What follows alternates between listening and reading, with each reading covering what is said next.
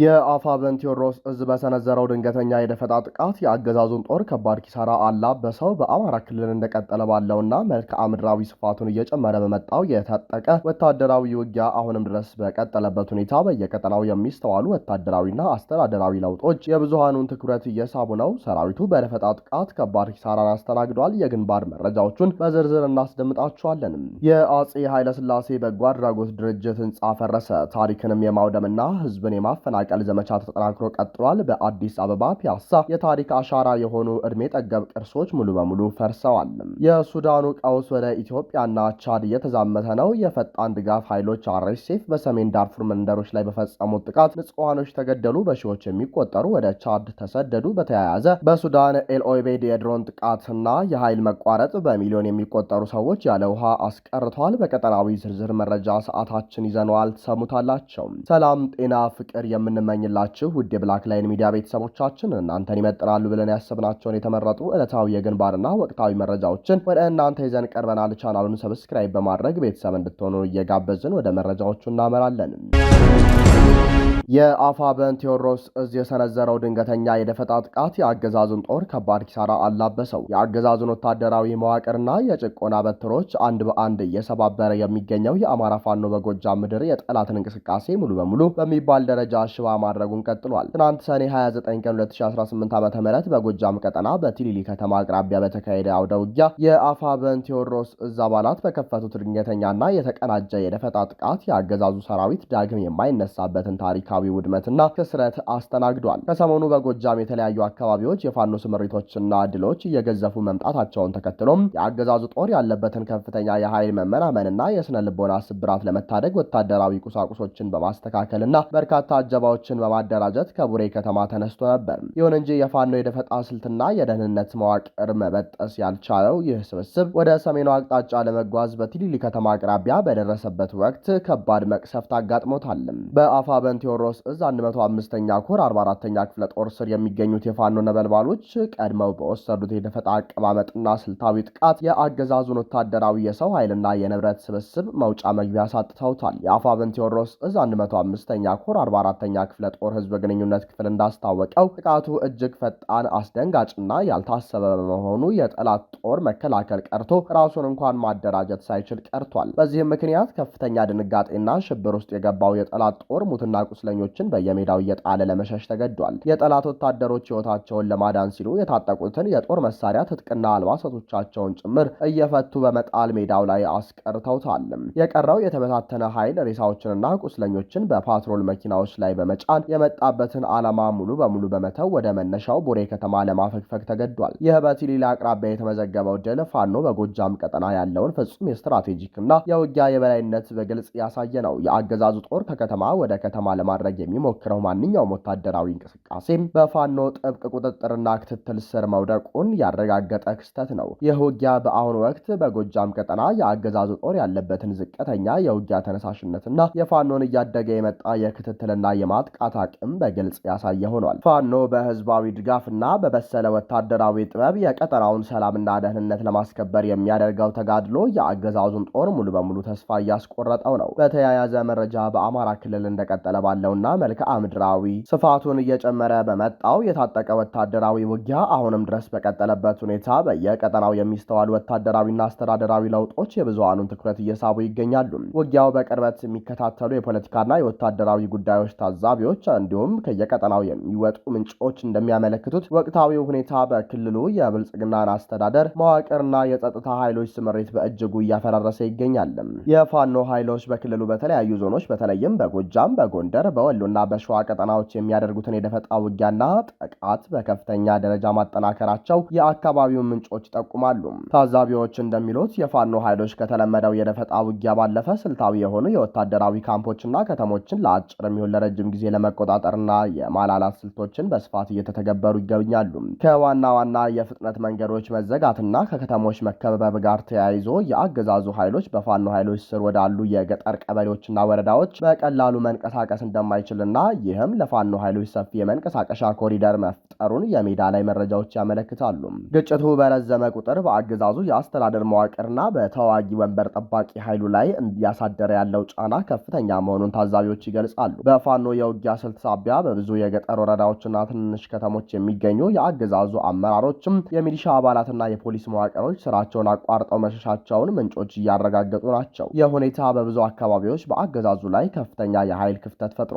የጦርነት ምንጮች እንደሚያመለክቱት የብልጽግናው አገዛዝ የሚያሰማራቸው ኃይሎች በተደጋጋሚ ለደፈጣ ጥቃት በመጋለጣቸው የሰውና የቁሳቁስ ኪሳራ እያስተናገዱ ነው። በተለይም የተራዘመው ውጊያ፣ የስንቅና የትጥቅ አቅርቦት መቆራረጥ እንዲሁም በአካባቢው ማህበረሰብ ዘንድ የድጋፍ ማጣት በሰራዊቱ ስነ ልቦና ላይ ተጽዕኖ ማሳደሩንና ሰራዊቱ በሚገባባቸው ቀጠናዎች የሞት ድግስ እየጠበቀው መሆኑን ወታደራዊ ታዛቢዎች አመላክተዋል። ገለልተኛ የፖለቲካና የደህንነት ተንታኞች እንደሚሉት በአማራ ክልል ያለው ሁኔታ ወደ ከፋ እልቂት እንዳይሸጋገር የአብይ አህመድ አገዛዝ በህዝብ ላይ የሚያደርገውን የጭንካኔ እርምጃ በመልቀቅ ወታደሮቹን ከክልሉ ማስወጣትና የፋኖ ኃይሎች ጋር ንግግር መውሰድ የተሻለ ነው ሲሉ አብራርተዋል። አገዛዙ በክልሉ ያለውን የጸጥታ ቀውስ በወታደራዊ ኃይል ብቻ ለመፍታት መሞከሩ በሰራዊቱ ላይ ከፍተኛ መዳከምን ያስከተለ ሲሆን፣ በአንጻሩ የፋኖ ኃይሎች ህዝባዊ መሰረትና የመሬት ላይ የበላይነት እያደገ መጥቷል።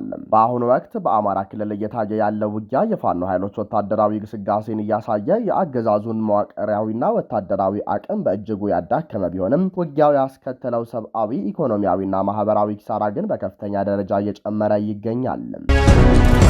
ታሪክን የማውደምና ህዝብን የማፈናቀል ዘመቻ ተጠናክሮ ቀጥሏል። በአዲስ አበባ ፒያሳ የታሪክ አሻራ የሆኑ እድሜ ጠገብ ቅርሶች ሙሉ ለሙሉ ፈርሰዋል። በአዲስ አበባ ከተማ እምብርት በሆነችው ታሪካዊቷ ፒያሳ አካባቢ እድሜያቸው ከ70 እስከ 100 ዓመት የሚጠጉና በቅርስነት ተመዝግበው የቆዩ በርካታ ታሪካዊ ህንፃዎች በአገዛዙ ውሳኔ ሙሉ ለሙሉ መፍረሳቸው ታወቀ። ይህ የታሪክ አሻራዎችን የማጥፋትና ዜጎችን የማፈናቀል እርምጃ የአገሩን ታሪክና ትውልድ ትስስርን የሚያናጋ ትውልድ አምካኝና ታሪክ አልባ ስራ ነው በሚል ከፍተኛ ትችትና ቁጣን እየቀሰቀሰ ይገኛል። ታሪካዊ ቅርሶች ድምጥማጣቸው ጠፍቷል። ባለፉት ቀናት በተወሰደው አስገዳጅ እርምጃ በከተማዋ የአራዳ ክፍለ ከተማ ልዩ መለያ የነበሩ በርካታ አንጋፋ ህንፃዎች ፈርሰዋል። ከእነዚህም መካከል ታዋቂውና እድሜ ጠገቡ ሸዋ ሆቴል፣ በኋላ ላይ ወደ ሄርሞን ሆቴል የተለወጠው ታሪካዊው የአጼ ኃይለሥላሴ በጎ አድራጎት ድርጅት ህንፃ እንዲሁም ቢያድግልኝ ሆቴል ይገኙበታል። እነዚህ ለዘመናት የከተማዋን የታሪክ ምዕራፍ ይዘው የቆዩ ህንፃዎች ሙሉ በሙሉ ፈርሰው አካባቢው በአረንጓዴ ቆርቆሮ መታጠሩን ትላንት ሰኞ ሰኔ 29 ቀን 2018 ዓ.ም ረፋድ ላይ በቦታው የተገኘው የኢትዮጵያ ኢንሳይደር ዘጋቢ ማረጋገጡን ዘግቧል። ህንፃዎቹ ቅዳሜ ሰኔ 27 ቀን 2018 ዓ.ም ጀምሮ በአጭር ቀናት ውስጥ መፍረሳቸውን የዓይን እማኞች አረጋግጠዋል። ይህ በእንዲህ እንዳለ የፌዴራል የቅርስ ጥናትና ጥበቃ ባለስልጣን ታሪካዊ ቅርሶቹን ከማስከበር ይልቅ የአገዛዙን አጥፊ እርምጃ የሚያጸድቅ መግለጫ ሰጥቷል። ባለስልጣኑ ታዋቂው ሲኒማ አምፔር ጨምሮ የፈረሱት ህንፃዎች የቅርስ መመዘኛ መስፈርቶችን የሚያሟሉ አይደሉም በሚል የታሪክ ማጥፋት ዘመቻውን ህጋዊ ሽፋን ለመስጠት ሲሞክር ተደምጧል። ይህ አቋም የሀገሪቱን ቅርሶች መጠበቅ ያለበት ተቋም ራሱ ለፖለቲካዊ ፍጆታና ለንግድ ጥቅሞች ሲል ታሪክን አሳልፎ ለመስጠት መዘጋጀቱን የሚያሳይ ነው በሚል በታሪክ ተመራማሪዎችና በህዝብ ዘንድ ከፍተኛ ውግዘት ገጥሞታል። ታሪክ ለንግድ ህንፃዎች ተሽጧል። የአካባቢው የንግድ ማህበረሰብና ነዋሪዎች ከመፍረሳቸው በፊት አስቀድሞ መረጃ እንደደረሳቸው ይናገራሉ።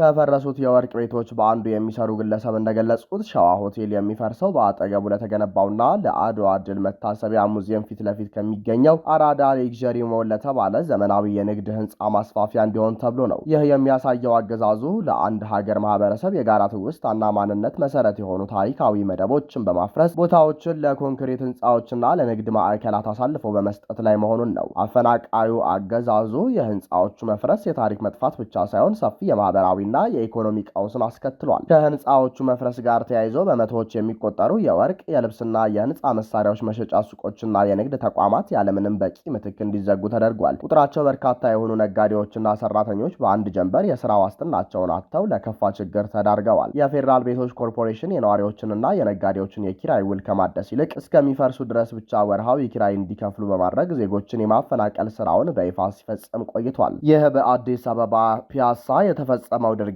የአሁኑ አገዛዝ ለሀገር ታሪክ፣ ለቅርስና ለህዝብ ኑሮ ደንታቢስ መሆኑን በተግባር ያሳየበት ክስተት ነው። ለዘመናዊነት ስም ታሪክ ይዘቶች መደምሰስና ህዝብ ማፈናቀል ሀገሪቱን ታሪክ አልባ የማድረግና ትውልዱ ከማንነቱ ጋር እንዳይገናኝ የመቁረጥ ትውልድ አምካኝ ስትራቴጂ አካል መሆኑን በርካታ ታሪክ አፍቃሪዎችና የመብት ተሟጋቾች በቁጭት እየገለጹት ይገኛሉ።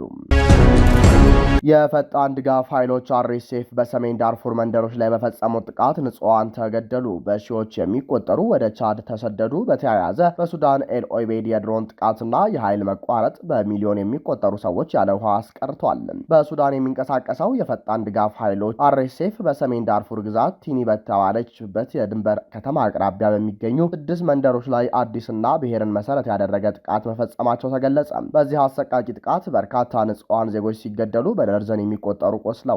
እንዲሁም በሺዎች የሚቆጠሩ ነዋሪዎች ሕይወታቸውን ለማዳን ወደ ጎረቤት ሀገር ቻድ ለመሰደድ ተገደዋል። ይህ ፈጣን ድጋፍ ኃይሎች ጥቃት የተሰነዘረው ከሱዳን መደበኛ ጦር ጎን ተሰልፎ የሚዋጋው የጋራ ኃይል ባሳየው ወታደራዊ የበላይነትና ግስጋሴ ማግስት ነው። የተባባሪው ጦር ጥምረት በቅርቡ ከባድ ውጊያ ካደረገ በኋላ በሰሜን ዳርፉር የሚገኘውን የአቡ ቀምራ አካባቢንና በምዕራብ ዳርፉር የምትገኘውን ሁልቡስ ከተማና አካባቢዋን ከአርኤስኤፍ እጅ ነጥቆ መቆጣጠሩ ይታወሳል። ይህንን ተከትሎ አርኤስኤፍ የአጸፋ እርምጃ መውሰዱ ተገልጿል። ከጥቃቱ አምልጠው ቲኔ ከተማ መድረስ የቻሉት አህመድ ኢብራሂም የተባሉ የአይን ምስክር ለሱዳን ትሪቢዩን እንደተናገሩት ከፍተኛ ቁጥር ያለው የአርኤስኤፍ ጦር ካለፈው ረቡዕ ጀምሮ በአምባራና በቲኔ አካባቢዎች በሚያገናኘው መንገድ ላይ በሚገኙ 6 መንደሮች ላይ ተከታታይ የብቀላ ጥቃቶችን ከፍቷል። በአይን ምስክርነቱ ማብራሪያ መሰረት በጥቃቱ ወቅት ከፍተኛ ጉዳቶች ደርሰዋል። ቁጥራቸው በውል ያልታወቀ በርካታ ንጹሃን ዜጎች የተገደሉ ሲሆን በደርዘን የሚቆጠሩት ደግሞ የአካል ጉዳት ደርሶባቸዋል።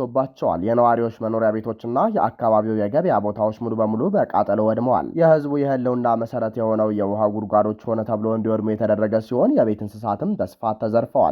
ይህ የውሃና የምግብ አቅርቦት መቋረጥ በአካባቢው ከባድ የሰብአዊ መብት ቀውስን ያስከተለ ሲሆን ነዋሪዎቹ ምንም አይነት አማራጭ በማጣታቸው በረሃውን በእግራቸው አቋርጠው ወደ ቻድ ድንበር ለመሰደድ ተገደዋል። ጥቃቱ የተፈጸመባቸው 6 መንደሮች ጨርቡራ፣ ኦርዋ፣ መራሂክ፣ ኩርቢያ፣ አቡ ለይሃና ባጂ መሆናቸውን የአይን ምስክሩ አረጋግጠዋል። እነዚህ ጥቃት የተፈጸመባቸው መንደሮች በብዛት በዛጋዋ ብሔረሰብ ተወላጆች የሚኖሩባቸው አካባቢዎች ናቸው። የፈጣን ድጋፍ ኃይሎች አርኤስኤፍ የእነዚህ መንደሮች ነዋሪዎች የጋራ ኃይሉን ትደግፋላችሁ በሚል በጠላትነት ፈርጇቸዋል። ይህ አይነቱ ጥቃት በአካባቢው አዲስ አይደለም። ባለፈው 2024 ዓመተ ምህረት የፈጣን ድጋፍ ኃይሎች በኩቱም በአምባራና በካርኖ አካባቢዎች ከ20 በላይ መንደሮችን አቃጥለዋል። በወቅቱም ብሔርን መሰረት ያደረጉ ግድያዎችን፣ አስገድዶ መድፈርና በደርዘን የሚቆጠሩ ንጹሃንን ያለ አግባብ ማሰርን ጨምሮ ከባድ የሰብአዊ መብት ጥሰቶችን መፈጸማቸው ይታወሳል። በአሁኑ ወቅት በሰሜን ዳርፉር እየተቀጣጠለ ያለው ይኸው ግጭት ቀጠናው ወደ ባሰ የብሔር እልቂትና የረሃብ ቀውስ እንዳይመራው ዓለም አቀፍ የሰብአዊ መብት ተሟጋቾች ስጋታቸውን እየገለጹ ይገኛሉ። ይህ በእንዲህ እንዳለ በሱዳን ኤል ኦቤይድ የድሮን ጥቃትና የኃይል መቋረጥ በሚሊዮን የሚቆጠሩ ሰዎች ያለ ንጹህ ውሃ አስቀርቷል። በሱዳን እየተካሄደ ባለው የእርስ በርስ ጦርነት ምክንያት በታሪካዊቷ የኤል ኦቤይድ ከተማ የነበረው የውሃ ቀውስም በከፍተኛ ደረጃ ተባብሰዋል። ከተማዋ በተደጋጋሚ በተፈጸሙ የቦምብ ጥቃቶች ዋና የውሃ ማከፋፈያ መስመሮቿን በማጣቷ በሚሊዮን የሚቆጠሩ ነዋሪዎች የዕለት ተዕለት የንጹህ ውሃ ፍላጎታቸውን ለማሟላት በከፍተኛ ሁኔታ እየተቸገሩ ይገኛሉ።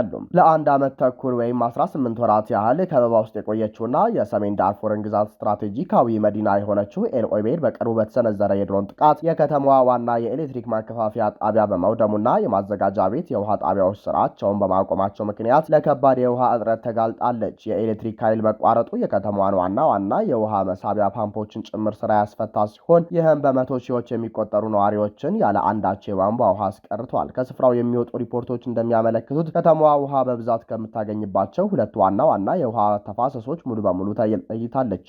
እነዚህም የኤል ሲደር ተፋሰስ በከተማዋ በስተደቡብ በኩል የሚገኘው የተፋሰስ በፈጣን ድጋፍ ሰጪ ኃይሎች አርኤስኤፍ የድሮን ጥቃቶች አማካኝነት በተደጋጋሚ ኢላማ የተደረገ ሲሆን የውሃ አገልግሎት መስጫዎቹና የኃይል መዋቅሮቹ ክፉኛ ተጎድተዋል። የባራ ተፋሰስ በከተማዋ በስተሰሜን በኩል የሚገኘው የሁለተኛው ተፋሰስ ደግሞ ሙሉ በሙሉ በዚሁ በፓራሚሊታሪ ቡድን አርኤስኤፍ ቁጥጥር ስር ይገኛል። ይህ የውሃ መሰረተ ልማት መደርመስ የተከሰተው ኤል ኦቤይድ ከዚህ ቀደም አይታው የማታውቀው ከፍተኛ የህዝብ ቁጥር ጫና በደረሰባት ወቅት ነው። ከሌሎቹ የሱዳን አካባቢዎች ከጦርነቱና ከጥቃት ሸሽተው በመጡ ተፈናቃዮች ምክንያት የከተማዋ የህዝብ ቁጥር ከ3 ሚሊዮን በላይ ደርሷል። የአካባቢው ባለስልጣናት እንደሚገምቱት ከሆነ በአሁኑ ወቅት በከተማዋ ካለው ህዝብ መካከል ግማሽ ያህሉ በተጨናነቁ ካምፖች ወይም በአካባቢው ነዋሪዎች ቤት ተጠልለው የሚገኙ ተፈናቃዮች ናቸው። የተከሰተው የሰብአዊ ቀውስን ለመቀነስ የሰሜን ኮርዶፋን የሰብአዊ ረዳት ኮሚሽን የተለያዩ የረድኤት ድርጅቶች ጋር በመቀናጀት ሱቂያ የተሰኘ የአስቸኳይ ጊዜ ዘመቻ ጀምሯል። በዚህም በመቶዎች የሚቆጠሩ ተንቀሳቃሽ የውሃ ታንከሮች ወይም ቦቴዎች በከተማዋ ውስጥ ከፍተኛ ችግር ባለባቸው አካባቢዎች ውሃን እያሰራጩ ይገኛሉ። ይህ የሱዳን ቀውስ ወደ ኢትዮጵያ ድንበሮች ተሻግሮ በርካታ ኢትዮጵያውያንን እየፈተነ ሲሆን ከአሳሳቢነቱ ሻግሮ የበርካቶችንም ህይወት ተነጥቋል። የሱዳን ድጋፍ ሰጪ ኃይሎች RSF በአብይ አህመድና አስተዳደሩ የሚደገፍ መሆኑም አይዘነጋም። ክቡራንና ክቡራት አድማጭ ተመልካቾቻችን ለሰዓቱ የነበረን የዜናና የመረጃ ስርጭታችን ይህንን ይመስል ነበር። ቻናሉን ሰብስክራይብ በማድረግ ቤተሰብ እንድትሆኑ ጋበዝን። ጤና ይስጥልንም።